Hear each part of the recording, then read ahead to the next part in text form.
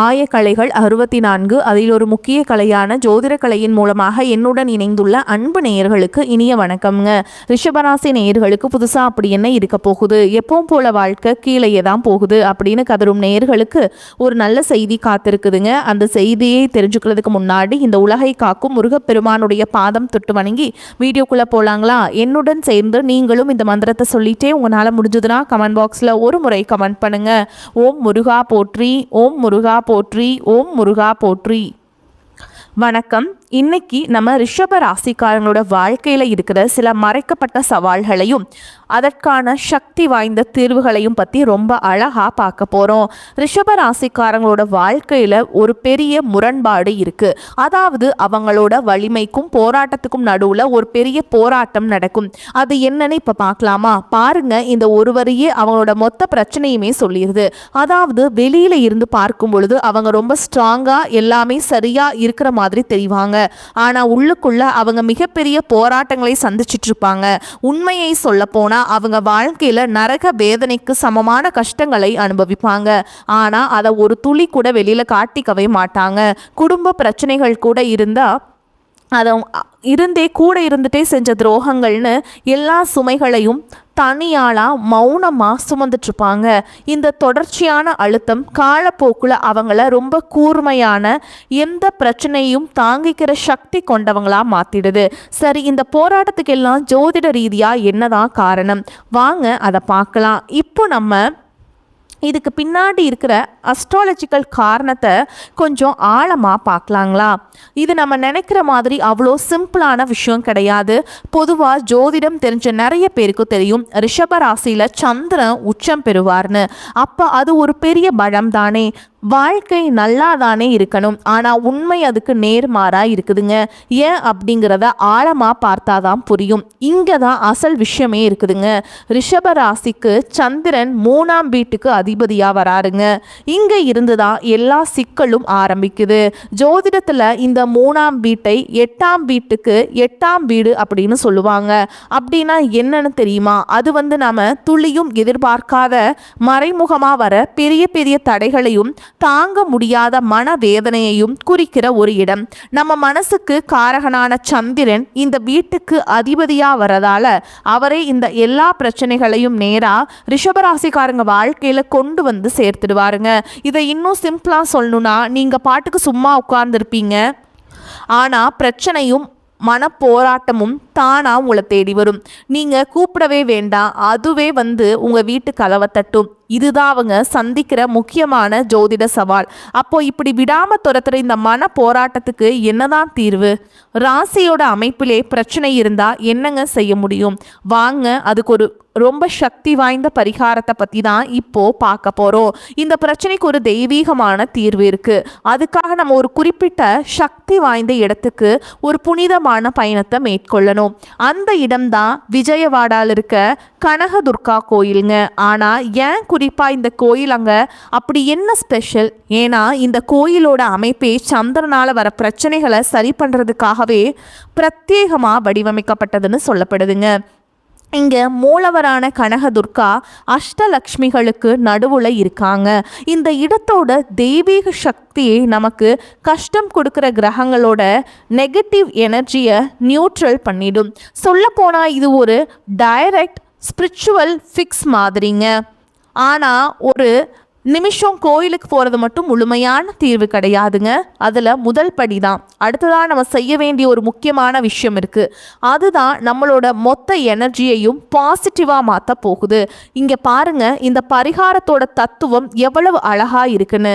பிரச்சனை என்ன? தேவையில்லாத கஷ்டங்கள் உங்களை ஆட்டோமேட்டிக்காக தேடி வருது. அதற்கு தீர்வு தான் என்ன? மற்றவங்களுக்கு சாப்பாடு கொடுக்கறதுக்காக, அதாவது அன்னதானம் செய்கிறதுக்காக நீங்களாம் முன் வந்து அவங்கள தேடி போகணுங்க. வர்ற நெகட்டிவ் எனர்ஜியை நீங்கள் கொடுக்குற பாசிட்டிவ் எனர்ஜியால் என்கவுண்டர் பண்ணணுங்க. அப்போ அன்னதானம் எப்படி பண்ணுறது? நீங்கள் விஜயவாடா கோயிலுக்கே அன்னதானத்துக்காக டொனேட் பண்ணலாம். அது மட்டும் இல்லாமல் உங்கள் டெய்லி லைஃபையே இது ஒரு முக்கியமான பழக்கமாக மாற்றிக்கலாங்க. உங்கள் நண்பர்களுக்கு, குடும்பத்தினருக்கு நீங்கள் நீங்கள் பே பண்ணி சாப்பாடு வாங்கி தரலாம், ஓகேங்களா? பில் பே பண்ணி உங்கள் கூட பயணம் செய்கிறவங்களுக்கு கூட ஒரு வாட்டர் பாட்டில் இல்லை ஒரு ஸ்நாக்ஸ் வாங்கி கொடுக்கலாம். இங்கே முக்கியமானது என்னென்னா, உணவு கொடுக்குறத ஒரு தடவை செஞ்சுட்டு விட்டுடாமல் அதை ஒரு ரெகுலர் பழக்கமாக மாற்றிக்கணும், ஓகேங்களா? இப்போது இது எல்லாத்தையும் சேர்த்து ஒரு தெளிவான சிம்பிளான ஒரு பிளானாக பார்க்கலாங்க.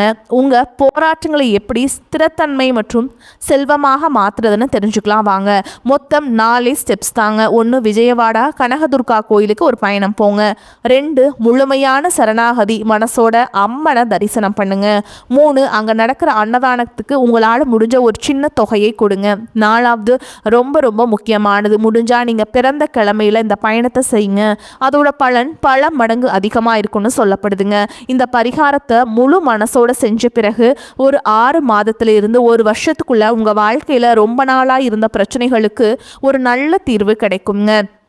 இது உங்கள் வாழ்க்கையில் ஒரு பெரிய பாசிட்டிவான திருப்பு முனையாக அமையும்னு உறுதியாக சொல்லப்படுது. கடைசியாக இந்த ஒரு கேள்வியோட உங்களை விட்டு செல்றோங்க. யோசிச்சு பாருங்க, பிரச்சனைகள் தானே உங்களை தேடி வரதால இவ்வளவு கஷ்டப்படுறீங்க.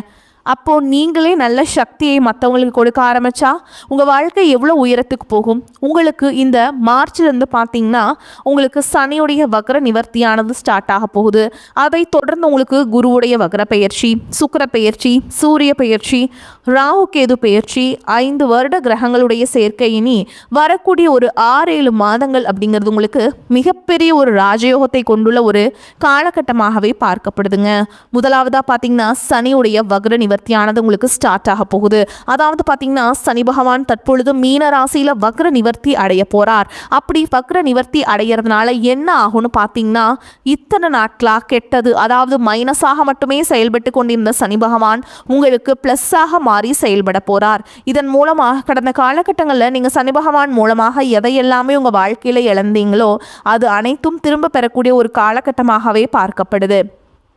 அதுக்கு அடுத்து பார்த்தீங்கன்னா குருவுடைய வக்ர நிவர்த்தி. இத்தனை நாட்களாக 8ஆம் இடத்துல இருந்த குரு பகவான் தற்பொழுது 3ஆம் இடமான லக்னஸ்தானத்தை நோக்கி வர்றதுனால இத்தனை நாட்களாக கிடைக்காம இருந்த ஒட்டுமொத்த குரு பயிற்சி பலன்களும் தற்பொழுது உங்களுக்கு முழுமையாக கிடைக்க போகுது. இதன் மூலமாக பொருளாதாரத்தில் ஒரு மிகப்பெரிய ஒரு அசுர வளர்ச்சி அப்படிங்கிறது உங்களுக்கு வரக்கூடிய நாட்களில் காத்துக்கிட்டு இருக்குதுங்க. அதற்கடுத்து பார்த்தீங்கன்னா சுக்கிர பயிற்சி. சுக்கிர பயிற்சியை பொறுத்த வரைக்கும் சுக்கிர பகவான் பார்த்தீங்கன்னா ரிஷப ராசிக்காரங்க உங்களுடைய வீட்டிலிருந்து பக்கத்தில் இருக்கக்கூடிய மிதுன ராசி வீட்டுக்கு பெயர்ந்திருக்காருங்க. இதன் மூலமாக ஒட்டுமொத்த சுக்கிர பயிற்சி பலன்களும் இந்த புதன் பகவானும் சுக்கிர பகவானுடைய சேர்க்கை இருக்கிறதுனால வரக்கூடிய ஒரு 6 மாத காலகட்டம் அப்படிங்கிறது இந்த 2 ராசிகளுக்குமே ஒரு மிகப்பெரிய ஒரு தாக்கத்தை ஏற்படுத்தக்கூடிய ஒரு நாட்களாகவே பார்க்கப்படுது. சொல்லப்போனால் ஒரு உச்சத்திற்கு போகக்கூடிய வாய்ப்புகள்னே சொல்லலாம். ஏன்னா ஒருத்தன் வாழ்க்கையில் கொடிகட்டி பறக்கிறான்னா அவனை பார்க்குறவங்க எல்லாருமே அவனுக்கு என்னப்பா சுக்கிரன் உச்சத்தில் இருக்கான்னு சொல்லுவாங்க. அந்த அளவுக்கு ஒரு உச்சத்திற்கு போகக்கூடிய வாய்ப்புகள், மிகப்பெரிய வாய்ப்புகளும் அதிர்ஷ்டங்களும் பார்த்திங்கன்னா ரிஷபராசிக்காரங்களுக்கு அதிகமாகவே இருக்குதுங்க. அடுத்ததான் பார்த்தீங்கன்னா ராகு கேது பயிற்சி. ராகு கேது பயிற்சி, ஏன்னா கடந்த ராகு கேது பயிற்சி காலகட்டங்களில் நிறைய கஷ்டங்களும் துன்பங்களும் இழப்புகள் எல்லாமே அதிகமாகவே நீங்கள் சந்திச்சிருப்பீங்க. ஆனால் தற்பொழுது நடக்கக்கூடிய இந்த ராகு கேது காலகட்டங்களில் நீங்கள் நிறைய விஷயங்கள் பார்த்தீங்கன்னா எஃபர்ட் போட்டிருப்பீங்க. ஆனால் அது கிடைக்குமா கிடைக்காதான்னு ரொம்ப ஆவலோடு எதிர்பார்த்துட்டு இருந்த கடந்த காலகட்டங்கள் அது எல்லாமே கிடைக்காம போயிருக்கும். ஆனால் தற்பொழுது நீங்கள் நினச்ச மாதிரியும் அதுக்கான எஃபர்ட் போட்ட அனைத்து விஷயங்களும் உங்களுக்கு விரைவில் கை கூட போகுதுங்க. அந்த அளவுக்கு வரக்கூடிய இந்த ராகுகேது காலகட்டம் அப்படிங்கிறது நல்ல ஒரு முன்னேற்றத்தை தரக்கூடிய ராகுகேது காலகட்டமாகவே உங்களுக்கு பார்க்கப்படுது. கடந்த காலகட்டங்களில் நல்ல ஒரு வேலைங்கிறது கிடைச்சிருக்காது. ஏதோ ஒரு கிடைக்கிற வேலைக்கு ஒரு 10,000 சம்பளத்துக்கோ 15,000 சம்பளத்துக்கோ பிடிக்காத ஒரு வேலையை குடும்ப கஷ்டத்துக்காக வேறு வழியே இல்லாமல் செஞ்சுட்டு இருந்திருப்பீங்க. ஆனால் இனி வரக்கூடிய நாட்களில் நீங்கள் படித்த படிப்புக்கு ஏற்ற மாதிரியும் உங்களுக்கு பிடிச்ச மாதிரியும் நீங்கள் ஒரு அரசாங்க வேலைக்கு ட்ரை பண்ணாலும் சரி, ஒரு ஐடி ஜாபோ ப்ரைவேட் ஜாபோ பேங்க் ஜாபோ நீங்கள் எங்கே வேலைக்கு ட்ரை பண்ணாலும் அந்த ஜாப் அப்படிங்கிறது உங்களுக்கு நிச்சயமாக கிடைக்க போகுதுங்க. கோர்ட்டு கேஸுன்னு ரொம்ப நாட்டில் அலைஞ்சிட்டு இருக்க நபர்களுக்கு விரைவில் உங்களுக்கு சாதகமாகவே தீர்ப்பு வரும். சொத்து பிரச்சனையும் உங்களுக்கு சாதகமாகவே முடியும். சனி பகவானுடைய பார்வை உங்களுக்கு நேரடியாகவே இருக்குது. இதன் மூலம் வருமானம் அப்படிங்கிறது பல வழிகளில் வரும். தொழிலில் லாபம் சற்று அதிகமாகவே கிடைக்கும். அரசியல்வாதிகளை பொறுத்த வரைக்கும் புதிய பொறுப்புகள் புதிய பதவிகள் எல்லாமே தானாகவே உங்களை வந்து சேரும். ராகு கேதுவால் உங்களுடைய செல்வாக்கு உயரும். உடல் ஆரோக்கியம் மேம்படும். சங்கடங்கள் விலகும். மறைமுகமாக உங்கள் தொழில் வாழ்க்கையிலும் சரி இல்லற வாழ்க்கையிலும் சரி நிறைய நபர்கள் தொல்லை கொடுத்துருப்பாங்க. இனி அவங்களுடைய தொந்தரவுங்கிறது முழுவதுமாகவே இருக்காது. கடந்த காலகட்டங்களில் நீங்களும் ஒரு கம்பெனியில் இரவு பகல் பார்க்காம உழைச்சிட்டு இருந்திருப்பீங்க. உங்களுடைய சொந்த கம்பெனியாக நினச்சி வேலை செஞ்சுருப்பீங்க. ஆனால் உங்களுக்கு இது நாள் வரைக்கும் சரியான ஒரு அங்கீகாரம் அப்படிங்கிறது கிடச்சிருக்காது. உங்களுக்கு அப்புறம் உங்கள் கூடையோ நிறைய நபர்கள் வேலைக்கு வந்திருப்பாங்க. அவங்களுக்கு நிறைய சலுகைகள் எல்லாமே கிடைச்சி நல்ல ஒரு முன்னேற்றத்திற்கு போயிருப்பாங்க. ஆனால் நீங்கள் மட்டும் எப்படி வேலைக்கு போய் சேர்ந்தீங்களோ அதே மாதிரி தான் இன்னைக்கு வரைக்குமே இருந்திருப்பீங்க. ஆனால் இனி வரக்கூடிய நாட்களில் உங்களுக்கு சம்பள உயர்வு, பதவி உயர்வு, உங்களுக்கு மேல் இருக்கக்கூடிய அதிகாரிகளுடைய ஆதரவு முதற்கொண்டு உங்களுக்கு கிடைக்க போகுதுங்க. இனி உங்கள் வார்த்தைக்கு மதிப்பு மரியாதை கிடைக்கும். அந்தஸ்தில் நீங்கள் எதிர்பார்த்த உயர்வுக்கு போக போகிறீங்க. இனி நினைச்சது எல்லாமே நடக்கும். தொழில் வியாபார தடைகள் அனைத்தும் விலகும். லாபம் அதிகமாக கிடைக்கும். முன்னேற்றம் உண்டாகும். வரவேண்டிய பணம் விரைவில் கைக்கு வந்து சேரும். குடும்பத்தில் நெருக்கடிகள் விலகும். லாபம் அதிகமாக கிடைக்குங்க. முன்னேற்றம் உண்டாகும். வரவேண்டிய பணம் கைக்கு வந்து சேரும். வெளிநாட்டு முயற்சிகள் வெற்றியை தரும். தெய்வ சிந்தனை அதிகமாகும். பெரியோர்களுடைய உதவிகள் கிடைக்கும். உறவுகளில் இருந்த சண்டை சச்சரவு முழுவதுமாகவே விலகும். புதிய நண்பர்கள் உங்களுக்கு உதவி செய்வாங்க. தொழிலில் ஏற்பட்ட நெருக்கடிகள் நீங்கும். முடங்கி கிடந்த நிறுவனங்கள் மீண்டும் இயங்கும். வியாபாரத்தில் எதிர்பார்த்த லாபம் கிடைக்கும். புதிய தொழில் தொடங்கக்கூடிய முயற்சிகள் அனைத்தும் கண்டிப்பாக உங்களுக்கு வெற்றியை தரும். கடந்த காலகட்டங்களில் திருமண நிலை அப்படிங்கிறது பார்த்திங்கன்னா நிறைய பிரச்சனையும் சிக்கலையும் தடங்களையுமே அதிகமாகவே சந்திச்சிருப்பீங்க. இதில் குறிப்பாக பார்த்தீங்கன்னா பெண்களுக்கு எளிதாக திருமணம் அப்படிங்கிறது அடைஞ்சிருது. ஆனால் ரிஷபராசி ஆண்கள் தான் ரொம்ப ரொம்ப பாவம். அடிச்சு பிடிச்சி நிச்சயதார்த்தம் வரைக்கும் போனால் கூட அக்கம் பக்கம் இருக்கவங்க தெரிஞ்சவங்கன்னு கெடுத்து வர்றதுக்கு நிறைய நபர்கள் இருக்காங்க. அது மட்டும் இல்லாமல் ஜாதகத்திலே பார்த்தீங்கன்னா சுத்த ஜாதகம், ராவுகேது ஜாதகம், செவ்வாய் ஜாதகம் அப்படிங்கிறது ஏகப்பட்ட பிரச்சனையை சந்திக்கிறீங்க. இது அனைத்தும் நிவர்த்தியாகி வரக்கூடிய முதல் 6 மாதங்களுக்குள்ளேயே நீங்கள் திருமண வாழ்க்கைக்குள்ளே அடியெடுத்து வைக்க போகிறீங்க. வாழ்க்கை துணையை இழந்த நபர்களுக்கு பார்த்தீங்கன்னா இந்த 2026 நிச்சயமாக ஒரு மாற்றத்தையும் வெற்றியையும் ஏற்படுத்தி தரக்கூடிய ஒரு ஆண்டாகவே பார்க்கப்படுது. குழந்தை பாக்கியத்திற்காக ஏங்கியவர்களுக்கு கண்டிப்பாக வரக்கூடிய ஒரு 6-7-8 மாதங்களுக்குள்ள நிச்சயமாக உங்களுக்கு உடல் சார்ந்த பிரச்சனை அனைத்தும் முழுவதுமாக நிவர்த்தியாகி விரைவில் உங்கள் குழந்தை பாக்கியம் அப்படிங்கிறது நிச்சயமாக உண்டாகுங்க. காதலிப்பவர்களுக்கு இந்த 2026 நல்ல ஒரு உகந்த ஆண்டாகவும் காதல் அனைத்தும் கைவிடக்கூடிய பிரச்சனைகள் எல்லாமே கைவிட்டுட்டு எல்லாமே கைகூடக்கூடிய ஒரு ஆண்டாகவும் வெற்றியை தரக்கூடிய ஒரு ஆண்டாகவும் இந்த 2026 காதலர்களுக்கு பார்க்கப்படுது. இனி வரக்கூடிய நாட்களில் கடினமான காரியத்தையும் சுலபமாக செஞ்சு முடிச்சிருவீங்க. உங்கள் எளிமையான பேச்சு திறமையால் நீங்கள் அனைவரையுமே கவர்ந்தெழுப்பீங்க. சமூகத்தில் உங்கள் பெயருக்கும் புகழுக்கும் படிப்படியாக முன்னேற்றம் வரப்போகுது. சிலருக்கு படிப்பதற்காகவும் வேலை விஷயமாகவும் தொழில் விஷயமாகவும் வெளியூர் வெளிநாடு போகக்கூடிய வாய்ப்புகள் எல்லாமே கிடைக்க போகுதுங்க. குடும்பத்தில் கடந்த காலகட்டங்களில் எந்த ஒரு சுப நிகழ்ச்சியுமே நடந்திருக்காது. இதை நினச்சி வீட்டில் இருக்கக்கூடிய பெரியவங்க எல்லாமே ரொம்பவே வருத்தப்பட்டு இருந்திருப்பாங்க. ஆனால் இனி வரக்கூடிய நாட்களில் உங்கள் குடும்பத்தில் திருமணம், சீமந்தம், புதிதாக வீடு கட்ட ஆரம்பிப்பீங்க. கிரகப்பிரவேசம் போன்ற சுப நிகழ்ச்சிகள் எல்லாமே நடக்க போகுது. குறிப்பாக வரக்கூடிய நாட்களை பொறுத்த வரைக்கும் கொஞ்சம் உறவுகள் மத்தியிலுமே கொஞ்சம் ஜாக்கிரதையாக செயல்படுறது ரொம்ப ரொம்ப நல்லதுங்க.